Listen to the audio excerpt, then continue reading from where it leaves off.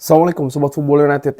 Konferensi pers setelah Manchester United menang luar biasa menurut gue dari sisi skor dan juga dinamika pertandingannya. Sudah gue bahas di review, di live commentary juga sempat tadi gue singgung. Oke, kali ini akan membahas apa yang dikatakan oleh Ruben Amorim setelah pertandingan. Ruben Amorim ini menegaskan ya bahwa periode Manchester United di semifinal ini belum selesai, walaupun Manchester United membuat 3 gol keunggulan di pertandingan tadi, tapi masih ada leg kedua di Old Trafford hari Kamis malam waktu Eropa pekan depan. Langsung saja, ini belum selesai. Saya pikir hasil sangat bagus, tapi kita harus mengerti bahwa hasil juga ya di sisi lain. Kita berjuang banyak di awal, tapi gol dari Casemiro dan juga kartu merah ini merubah pertandingan. Tapi itu merupakan hal yang bagus. Dengan sedikit keberuntungan, kita bisa tetap berada di pertandingan dan segalanya bisa saja berubah dengan satu situasi. Saya pikir kita memiliki banyak peluang untuk mencetak 1 gol lagi. Ini belum selesai. Mereka bisa melakukan hal yang sama di Old Trafford karena mereka sangat kuat. Mereka sangat intens. 1 kartu merah yang bisa terjadi di stadion kita, ini bisa merubah banyak hal ya. Jadi kita harus bersiap. Pengalaman ini memiliki hal yang sangat penting. Walaupun pemain ya seperti Ugarte juga memiliki banyak pengalaman, tapi dia agak nervous. Patrick Dorgu juga agak nervous. Ini merupakan semifinal. Tentu saja ini bukan Champions League, tapi ini merupakan kompetisi di Eropa. Dan pemain-pemain seperti Casemiro, Harry, dan juga Bruno Fernandes ini membantu sangat banyak ya. Jelas di pertandingan seketat tadi pengalaman ini sangat berbicara dan memang pemain-pemain muda menurut gue seperti Leny Yoro juga ya, Ugarte serta Dorgu menurut gue di awal-awal pertandingan tadi mereka sempat memiliki periode-periode kesulitan, terutama ketika mereka diteror oleh pressing-pressing dan juga agresivitas ketat dari lini depan dan juga lini tengah Athletic Bilbao. Sentuhan luar biasa dari Harry Maguire. Kadang-kadang Anda memiliki momentum-momentum seperti ini di hidup Anda. Dengan segala yang dia lakukan ya, ketika dia lakukan sebelumnya ini banyak hal yang tidak bagus terkait dengan Harry Maguire. Saya tidak memiliki kata-kata yang lebih bagus untuk mendeskripsikannya.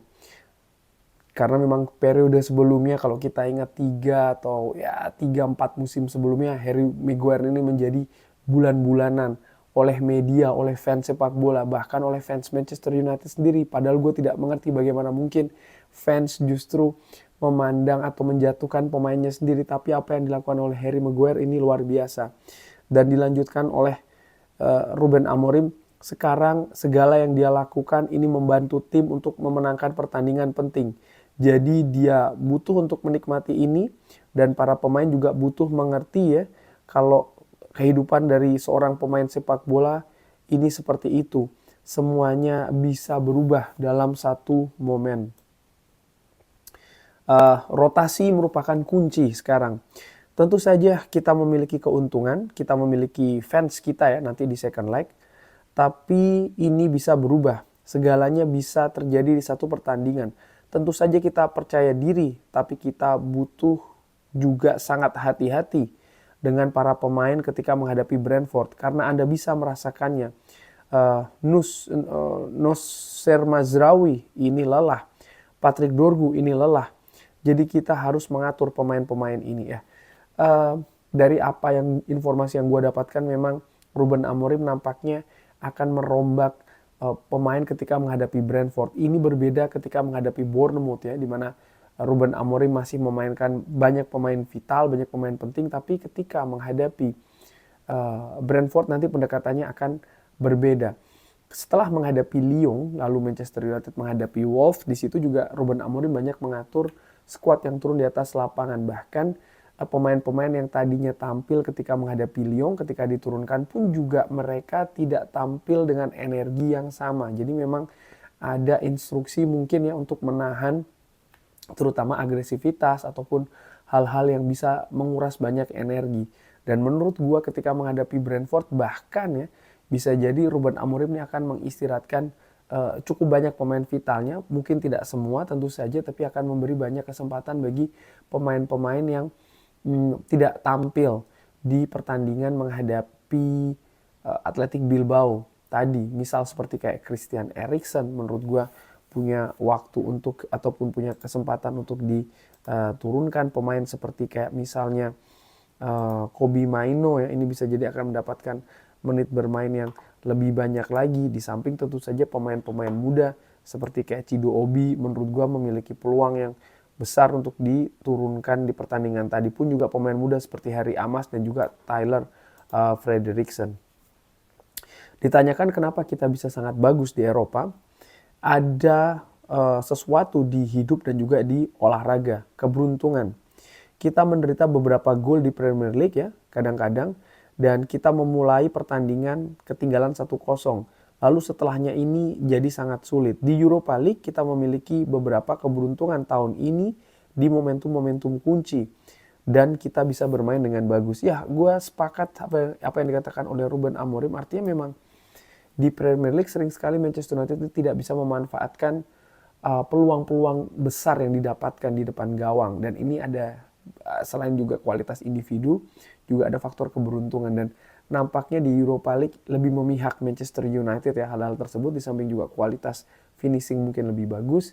Dan juga ya keberuntungan lebih memihak Manchester United. Di sisi lain juga bagaimana karakteristik pertandingan di Premier League dan juga di Europa League ini juga tidak sama.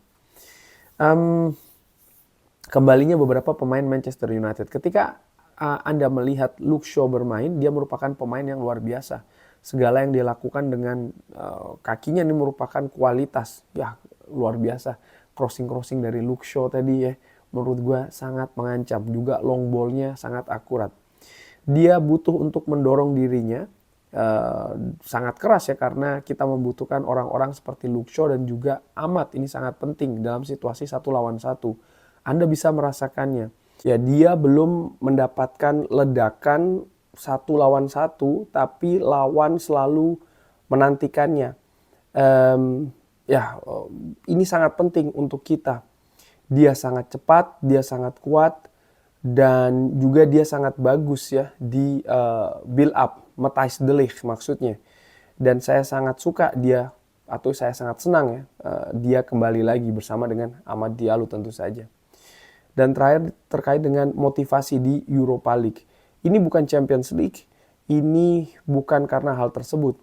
Kita tahu kalau kita berperforma buruk musim ini, kita ingin memberikan sesuatu kepada fans karena kita merasakan support setiap hari. Tidak peduli di posisi mana kita berada di papan klasemen ya. Menurut gue kalau seandainya Manchester United bisa menjadi juara Europa League, ini situasinya bahkan mungkin lebih dari musim lalu, di mana Manchester United di Premier League juga tidak memiliki penampilan yang bagus, tapi di penghujung musim bisa mendapatkan sebuah trofi. Ini merupakan hal yang melegakan, menyenangkan juga bagi fans Manchester United, dan harapannya musim ini Manchester United bisa terus melakukannya. Dan kalau ini bisa terjadi, ini bukan hanya terkait dengan Champions League musim depan, tapi juga bagaimana ada 3 trofi dalam 3 musim terakhir. Ini merupakan sesuatu yang positif. Tidak semua tim ya mampu mendapatkan trofi di penghujung musim, dan trofi ini penting. Kenapa? Gue tegaskan lagi, sejarah kebesaran klub itu diukir dengan trofi. Tapi terkait dengan Europa League, sekali lagi Ruben Amorim mengingatkan, ini belum selesai. Kurang lebih seperti itu. Terima kasih sudah menyaksikan. Jangan lupa like, share, dan juga subscribe. Wassalamualaikum warahmatullahi wabarakatuh. Thank you.